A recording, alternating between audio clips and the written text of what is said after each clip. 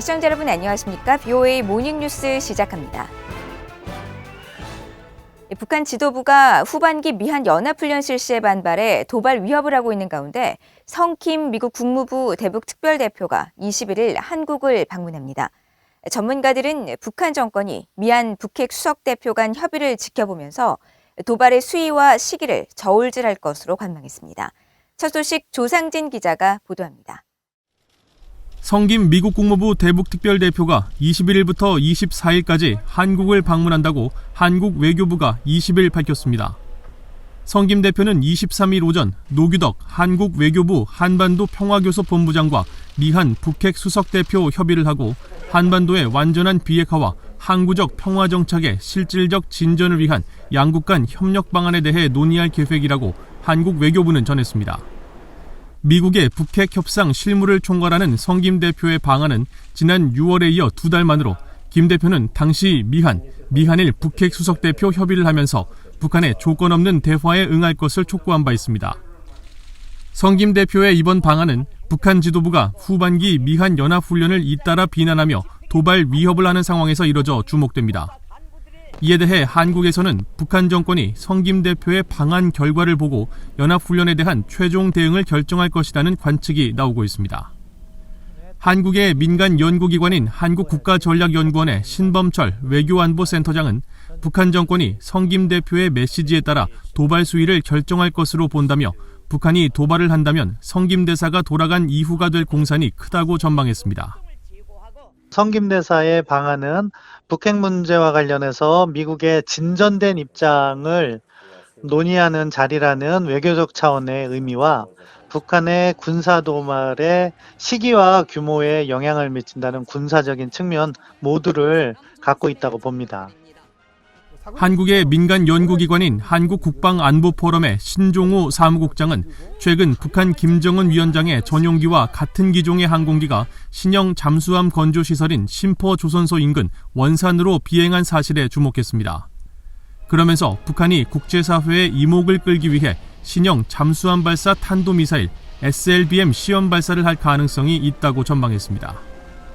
북한 지난번에 북후성 3형 같은 경우도 한번 이제 발사 시험 발사했는데 원산의 동안만에서 시험 발사를 했어요.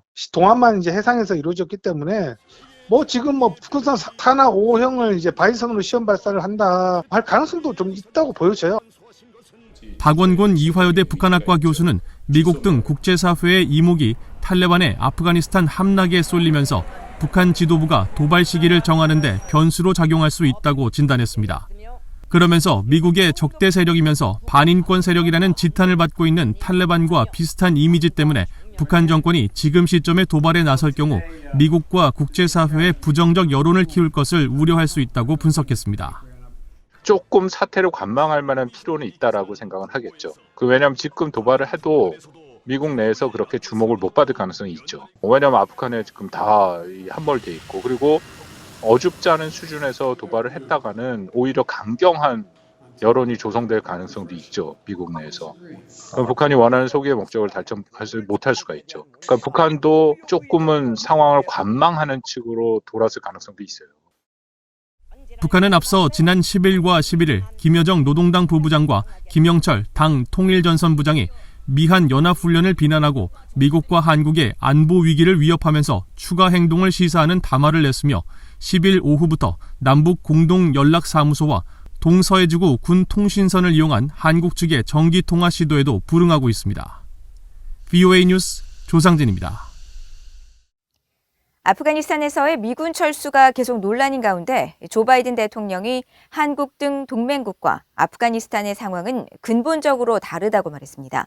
또 한국이 침략받을 경우 방위조약에 따라 대응에 나설 것임을 분명히 했는데 국무부 역시 동맹이 힘의 원천이라며 동맹 관계의 중요성을 거듭 강조했습니다. 함지아 기자가 보도합니다. 조 바이든 대통령은 19일 아프간과 한국이 근본적으로 다른 상황이라고 강조했습니다.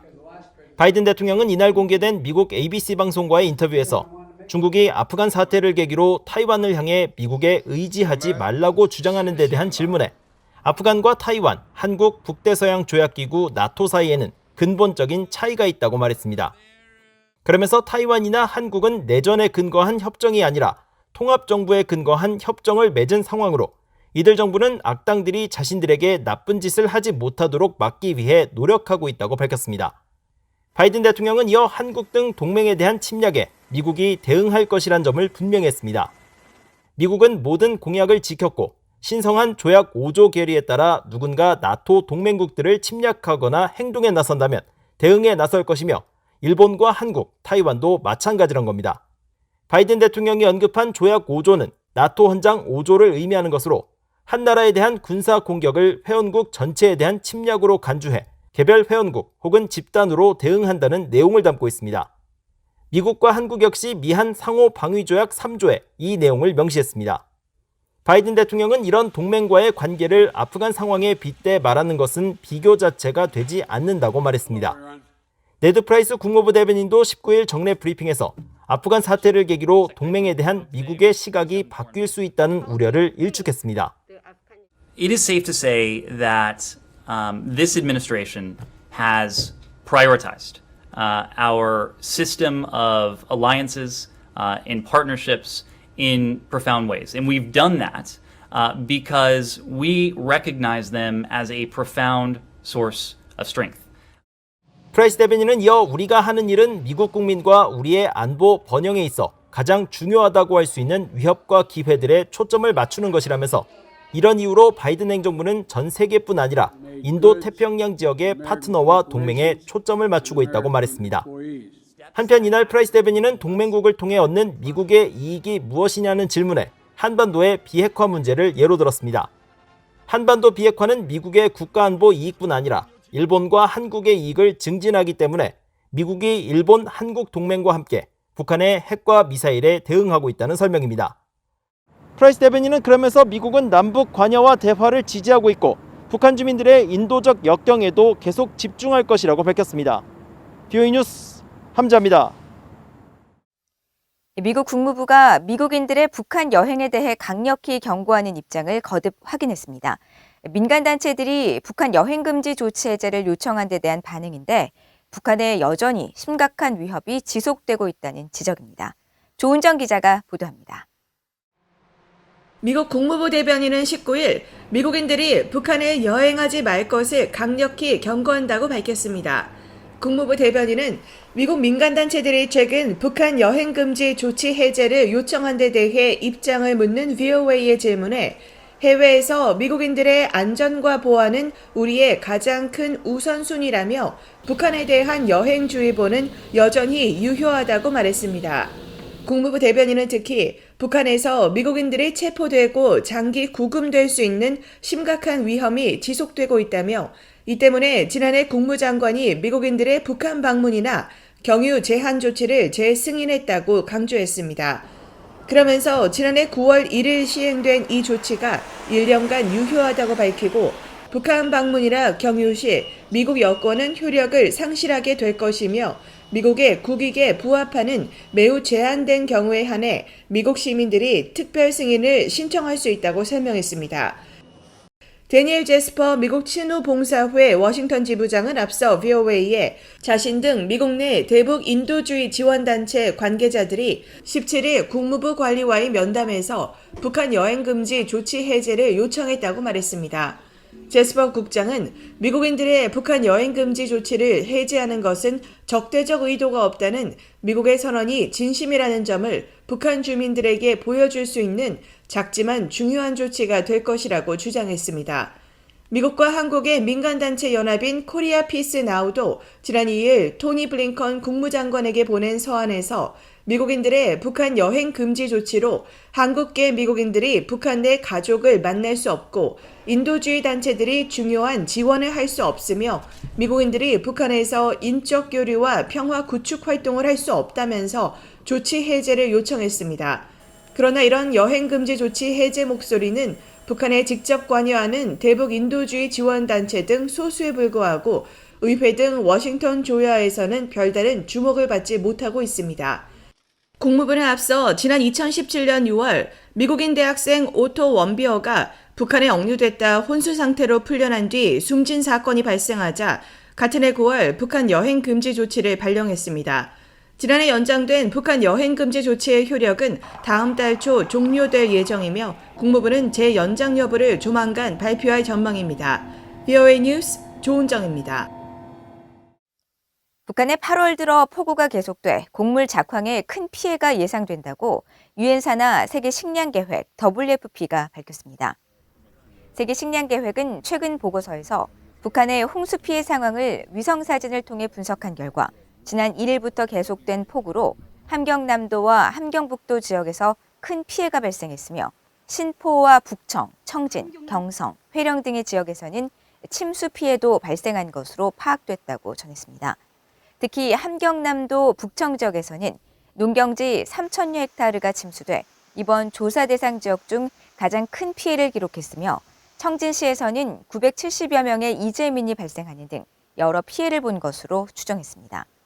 앞서 유엔 인도주의 업무조정국 대변인실도 지난 16일 북한의 기록적인 폭우로 북한 동부 지역에 홍수가 발생했다는 보도를 주시하고 있다며 유엔은 지원 준비가 돼 있지만 북한 당국이 아직 아무런 지원 요청을 하지 않고 있다고 밝혔습니다.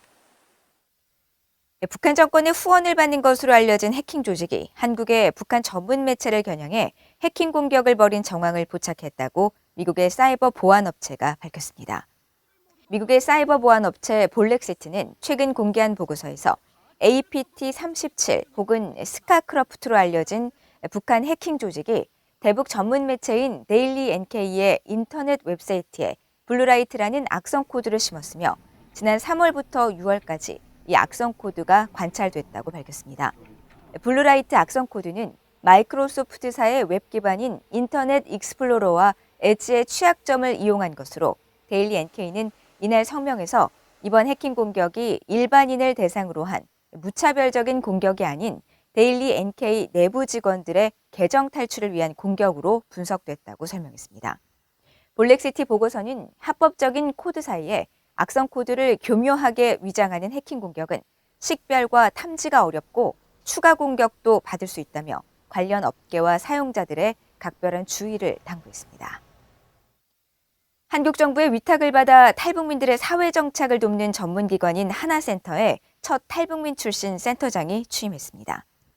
한국의 민간단체인 북한인권정보센터는 최근 보도자료를 통해 지난 2001년 탈북해 한국에서 사회복지와 탈북민 관련 분야에서 활동한 김성남 박사가 경기 서부 하나센터장에 취임했다며 한국 정착에 어려움을 겪는 탈북민들에게 더 실질적인 도움을 줄 계기가 될 것으로 기대한다고 밝혔습니다. 올해 46살로 북한 함흥 출신인 김 센터장은 지난 2001년 탈북해 중국을 거쳐 2003년 한국에 정착했으며 탈북민 지원 관련 활동을 하다 지난 2019년 이화여대에서 사회복지학 박사 학위를 취득한 후 탈북민들의 정착과 사회 적응에 관한 연구를 해온 것으로 알려졌습니다. 김 센터장은 VOA와의 인터뷰에서 한국의 신종 코로나 바이러스 사태가 장기화되면서 탈북민들이 실직과 생활고, 의료비 등 복지 사각지대에 놓여 어려움이 가중되고 있다면서 지방자치단체와 의료시설 등 유관기관과 협력해 지원 확대에 주력할 것이라고 말했습니다. 이상으로 VOA 모닝뉴스를 모두 마칩니다. 시청해주신 여러분 고맙습니다.